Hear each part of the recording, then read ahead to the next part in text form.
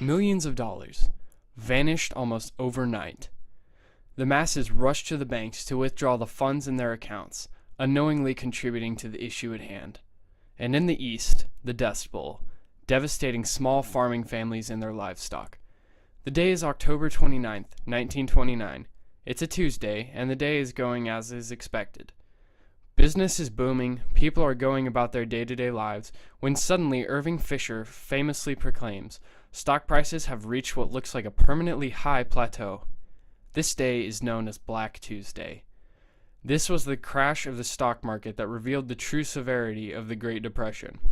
In the wake of the Great Depression, it became clear throughout the United States that there was a need for reform.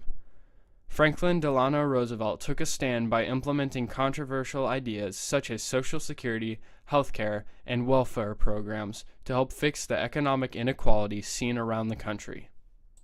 In a time of economic turmoil, it's no wonder that FDR won the office with his promises of economic reform, relief, and recovery through the implementation of the New Deal. FDR was inaugurated on March 4th, 1933. He was the only president to be elected more than 2 terms. FDR was a very progressive-minded politician, and because of these ideals, the New Deal was born.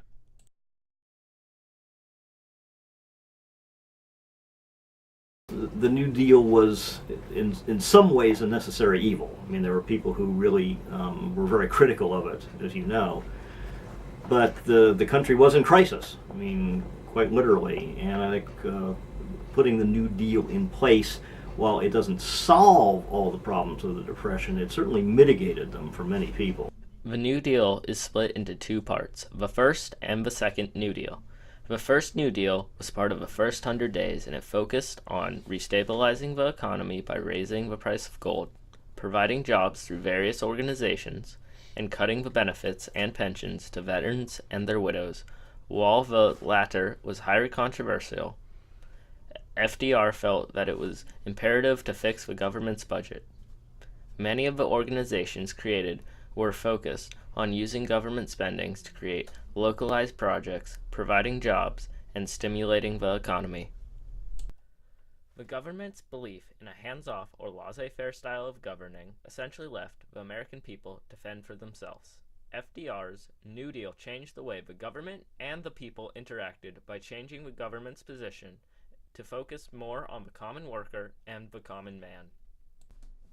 Many of the organizations created by the New Deal were critical to the success of the relief movement. These organizations included the Civil Works Administration, the Civilian Conservation Corps, the Federal Emergency Relief Act, the National Youth Administration, and the Public Works Administration. All of these organizations were dedicated to providing jobs to those who needed them. While most of the organizations were beneficial, there are always a few exceptions to every rule.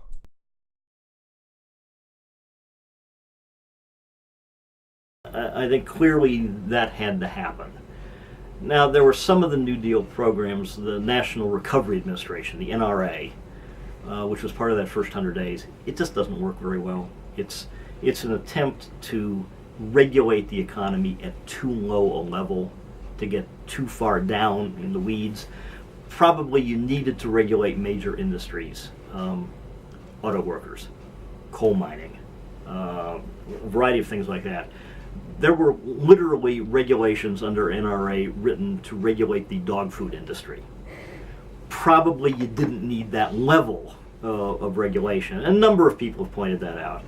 FDR and the New Deal had many short-term impacts. It relieved the hardships of the struggling lower class throughout his presidency with the agencies he established to help the poor.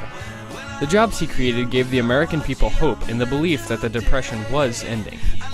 He created an era of social reform and progressive ideals by showing how change could help the nation. He helped the people of the 1930s through reversing some of the effects of the Great Depression and ending the recession. He established the New Deal recovery system as well as pushed for many new organizations that would help the elderly, the disabled, and the less fortunate, thus spawning government agencies that would increase the standard of living and improve the lives of thousands.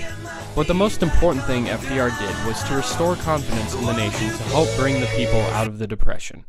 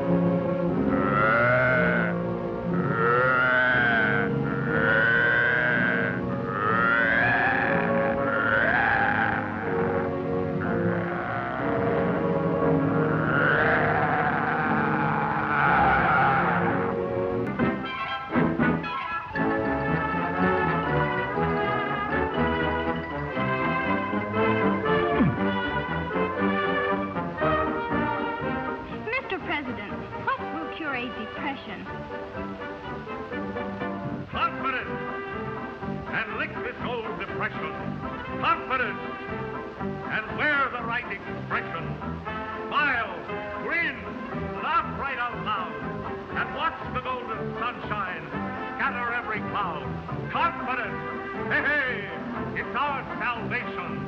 Confidence, the hope of our great nation. Teach it, preach it, tout it, shout it, confidence. Just have confidence. The animated short Confidence by Walt Disney was an extremely significant move for FDR. The event of a children's cartoon in support of FDR being created was indicative of the widespread approval of FDR and how even the programming of the time was wired to support him. Many of the modern remnants of FDR's administration were found in the Second New Deal. From 1935 to 1938, it focused on actual acts of legislation to prevent a depression of this magnitude. The First New Deal focused on immediate relief, while the Second New Deal focused on actual acts and reform measures. The first major accomplishment under the Second New Deal was Social Security. The Social Security Act of 1935 was rather conservative, but for the first time, the federal government took responsibility for the economic security of the aged, the temporarily unemployed, the dependent children, and the handicapped.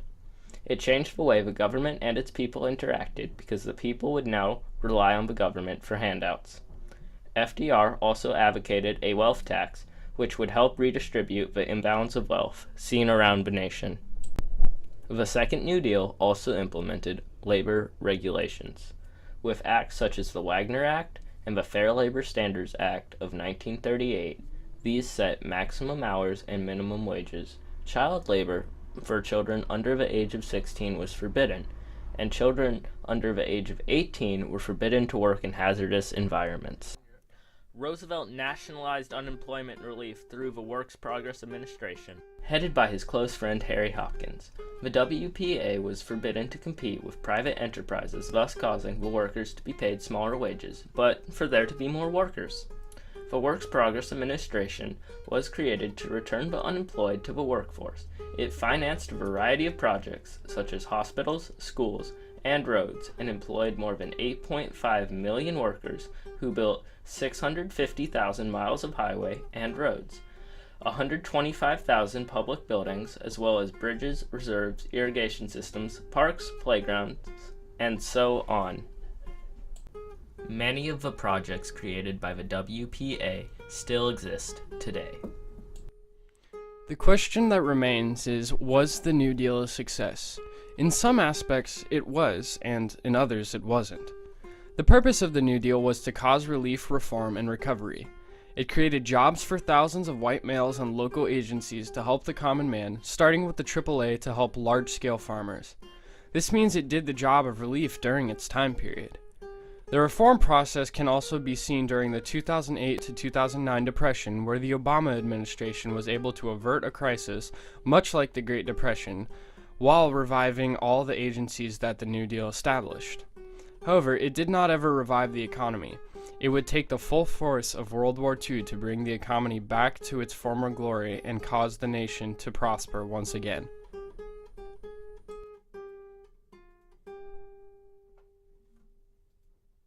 The last place that I was employed was a group home run by Midtown Community Mental Health, which is a county organization, part of Wishard Healthcare, which is now Eskenazi Healthcare.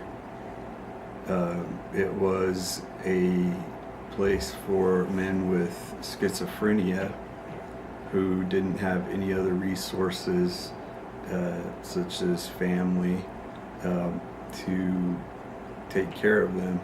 And their only income was Social Security, and their only way to get health care was through Medicare, which was amended to be added to Social Security in 1965. Most of these men were so bad off that they hadn't even had a chance to work at any time in their lives and received the minimum benefits of Social Security, which at the time that I worked there was about $500 a month. So without the Medicare benefits, Social Security really wouldn't have done much for them. Instead, the Medicare combined with Social Security was enough to allow them to live in the group home where they received medical treatment and had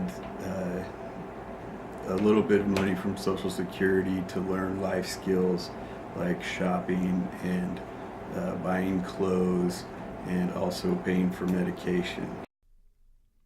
FDR's intent was never to be perfect in all that he did. He aimed to cause progress, and that is exactly what he accomplished. Despite his plan not being wholly successful, his batting average, to quote the man himself, was exactly what he wanted to happen. He understood he wouldn't get everything right because he wasn't perfect, but he also understood that something had to be done. His actions took a stand against traditional government policy in order to help the common people, and the result of this would ultimately change the way the people and the government would work together.